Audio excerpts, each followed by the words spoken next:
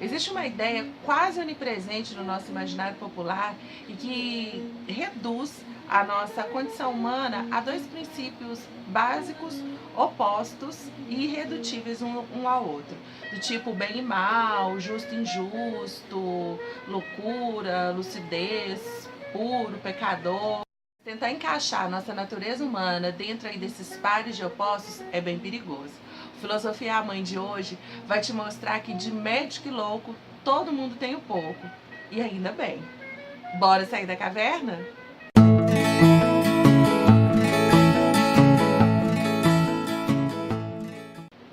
Na obra O Estranho Caso do Dr. Jekyll e do Sr. Hyde, ou O Médico e o Monstro, o autor, o Robert Louis Stevenson, ele vai trabalhar com essa ideia do dualismo, ou seja, essa perspectiva de considerar tanto a interpretação, a compreensão do mundo ou da própria natureza humana a partir dessa perspectiva de dois pares de conceitos opostos um ao outro e irredutíveis também um ao outro, de uma forma crítica.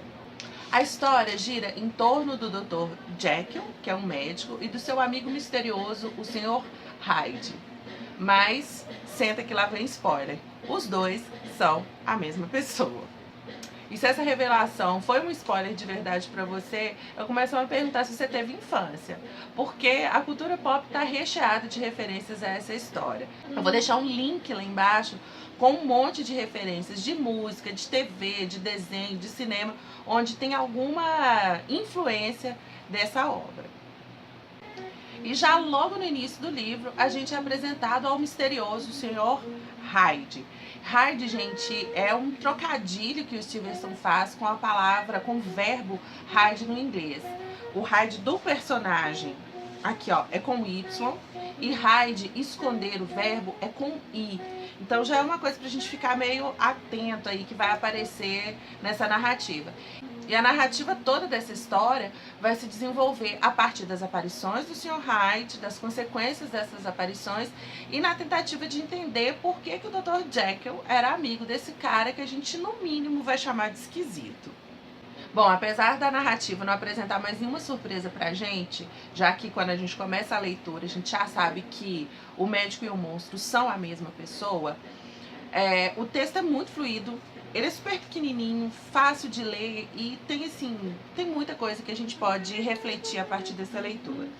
Mas para quem ainda não leu, você pode ficar se perguntando, gente, mas essas pessoas são tão tapadas assim que não perceberam que o médico e o monstro são a mesma pessoa? O negócio é mais complicado, gente. Não é simplesmente tirar o óculos e virar uma outra pessoa, não. O Dr. Jekyll, ele desenvolve uma poção e essa poção, ela transforma, mais do que transformar, ela separa o Dr. Jekyll do Hyde.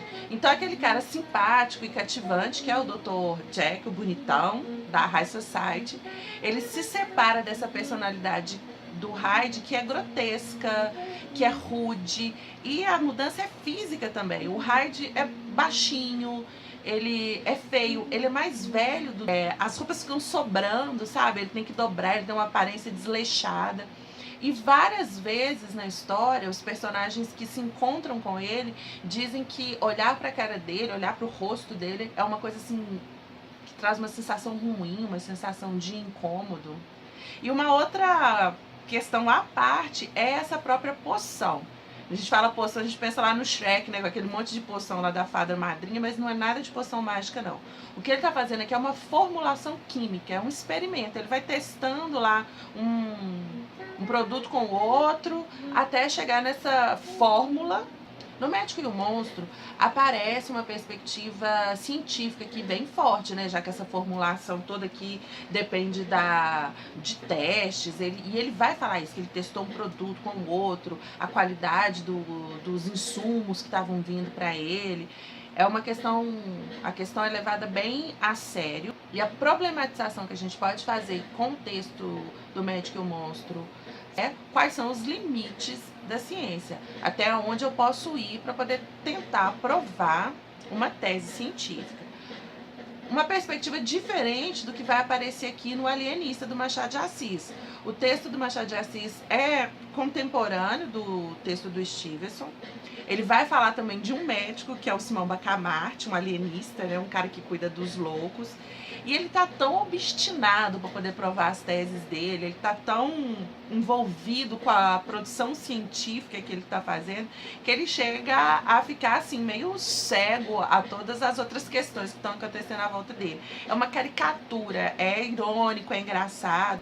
Vários textos falando sobre essa perspectiva cientificista, que é uma questão importante do século XIX, surge do contexto da filosofia positivista e a consideração da ciência como a forma mais rigorosa e mais segura de produção de conhecimento.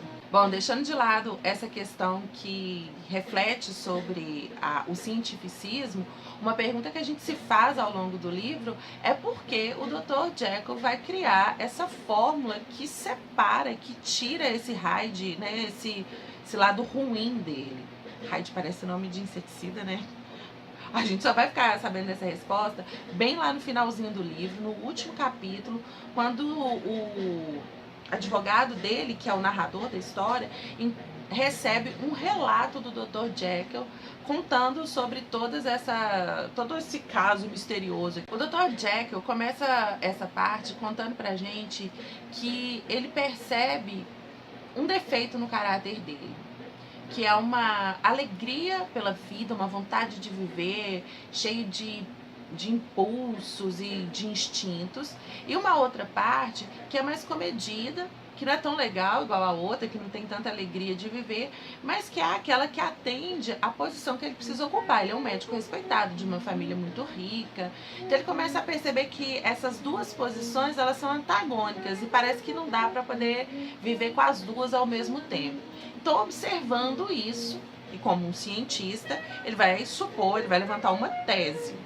E aí eu vou ler para vocês aqui no livro como que ele diz isso.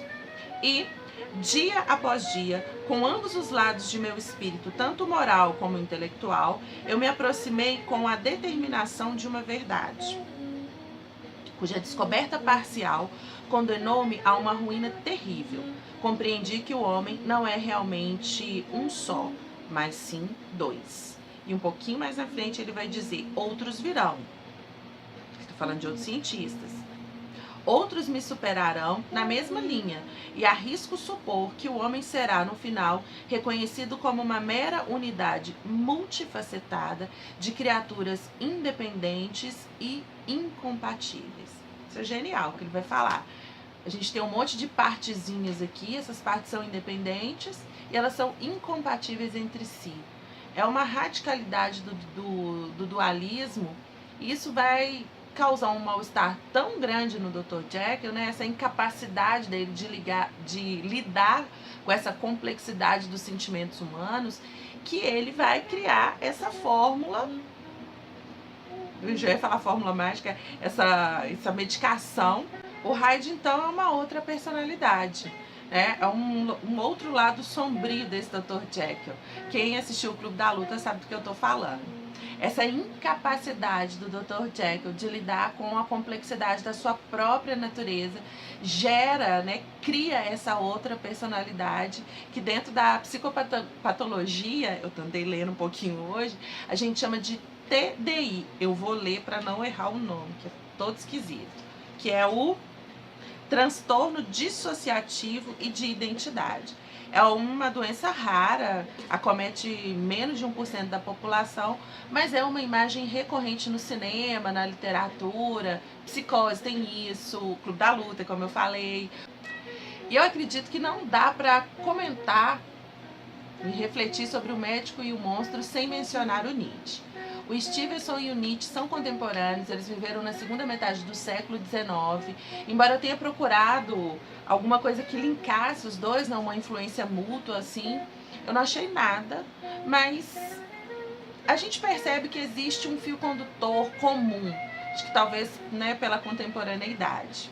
E um alerta, tá, gente? Não é um vídeo sobre Nietzsche. Eu não vou explorar a filosofia nietzschiana aqui agora, não. Quem quiser um vídeo especial sobre Nietzsche, deixa lá embaixo nos comentários que eu vou fazer com muito carinho. Eu sei que muita gente gosta. Mas o que é o meu objetivo aqui agora? Pensar alguns elementos da filosofia nietzschiana para ajudar a enriquecer a nossa reflexão sobre o médico e o monstro. Eu vou começar a falar de Nietzsche citando um pedacinho de um aforismo dele que tá lá no Crepúsculo dos Ídolos, onde ele vai dizer: arrancar as paixões pela raiz é arrancar a vida pela raiz.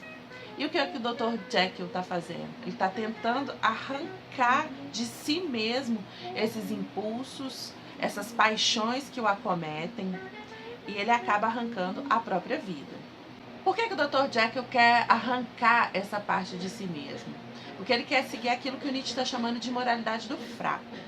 Ou seja, ele quer seguir valores tradicionais que não significam nada para ele enquanto indivíduo, né? Não dizem nada para ele, mas que jogam o personagem dentro de uma repetição de comportamentos socialmente aceitos, mas que faz com que ele apenas repita, né? Que ele só faça o que todo mundo está fazendo, uma moralidade de rebanho.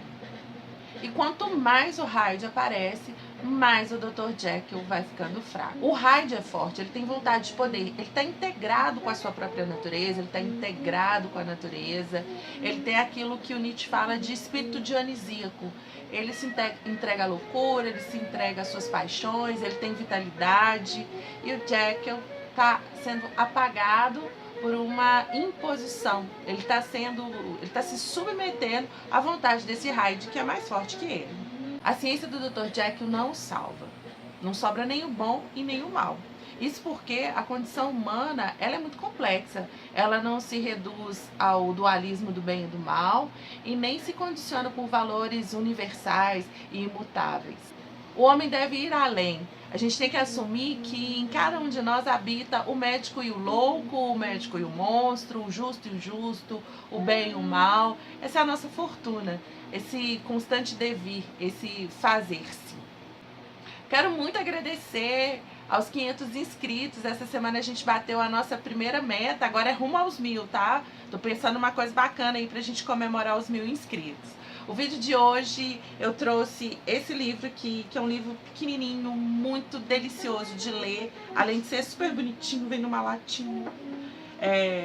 Não é uma análise da obra do Médico e o Monstro, é sim uma conversa sobre as reflexões e sobre as questões que a leitura desse livro despertou em mim.